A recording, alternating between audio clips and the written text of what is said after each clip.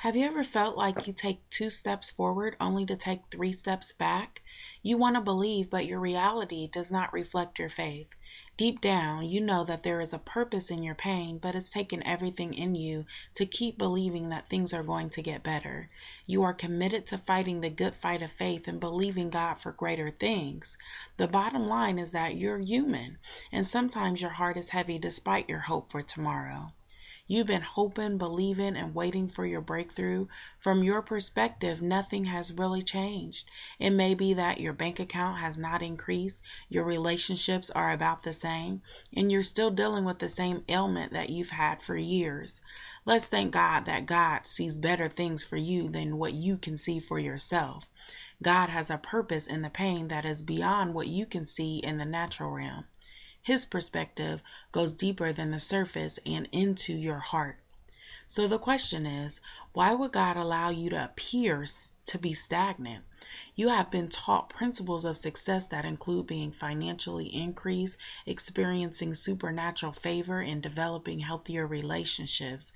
You have read books, put the principles in place in your life to the best of your ability, and you are still not where you should be. At times like this, you must remember that your shoulds, coulds, or woulds will not get you to where you want to be any faster. If you believe that God can do exceedingly and abundantly above all you can ask or think, you must accept things as they come. You must accept things by saying the short version of the serenity prayer, which is, it is what it is, but God is still in control.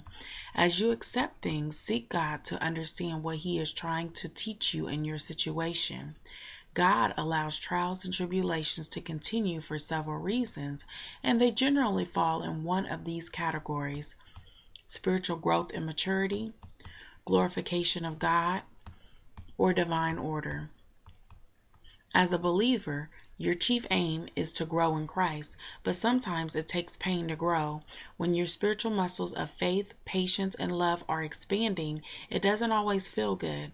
It's similar to when you are working out your body and it's sore after the workout. It's sore because the muscles have been pulled and stretched in ways that are unusual. Your body tells you that it hurts and you should stop, but your mind tells you that the soreness is only temporary as your fat turns to muscle. So you keep going.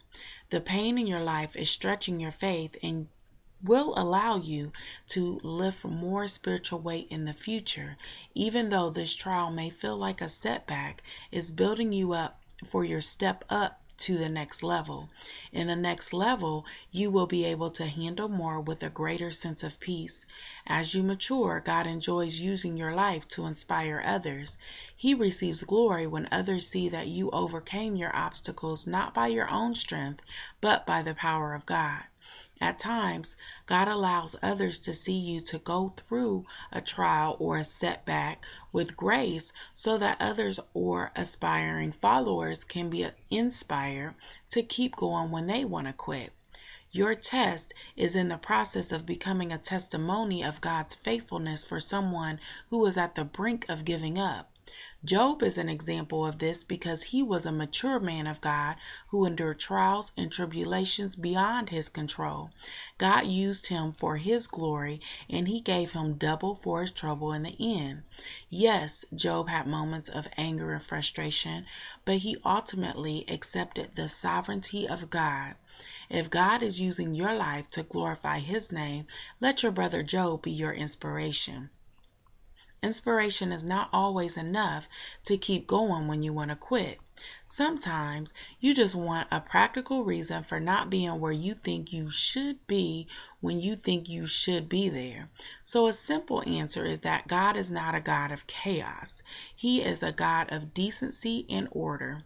Therefore, you cannot expect God to bless a mess.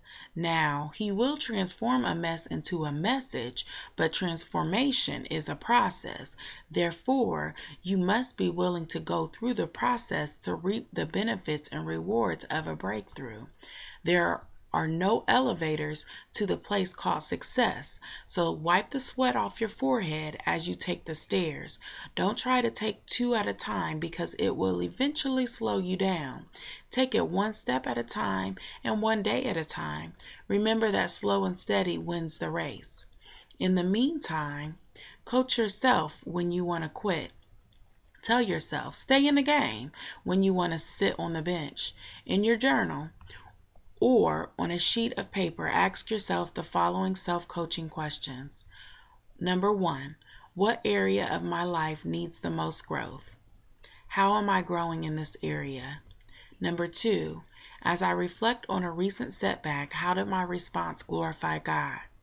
Number 3, where on my journey to success did I attempt to skip the stairs and take the elevator? When you answer these questions, leave a comment on the blog or go to the Facebook page. If these questions taught you something, please share. As you go through the process of spiritual growth and development, remember that there's more in you. Your coach, Detra.